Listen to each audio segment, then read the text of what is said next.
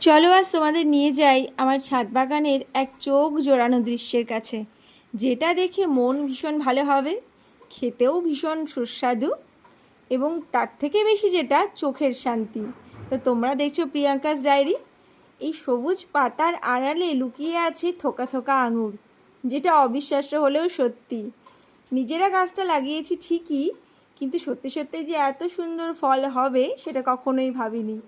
তো সেটা দেখার জন্য তো যারাই আসে ছাদে তারাই একবার করে উকি দেয়। যারাই জানতে পারে যে ছাদ বাগানে এরকম একটা আঙুর গাছ আছে আর তাতে থোকা থোকা আঙুর হয়েছে, সবাই কিন্তু আহ্লাদে আটকানা একেবারে। তো দেখো আঙুরগুলো বেশ সুন্দর পেকে উঠেছে, আর সেই খবরটা আমাদেরকে দিল কিন্তু পাখিরা। আর এই যে আঙুর কেটে নিয়েছি, আর দু একটা প্রায় পচেও গেছে এর মধ্যে থেকে।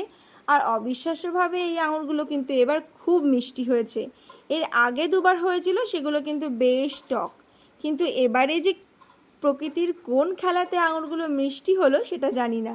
তো তোমাদের কেমন লাগলো আমার ছাদ বাগানের এই সুন্দরীকে অবশ্যই জানিও। টাটা।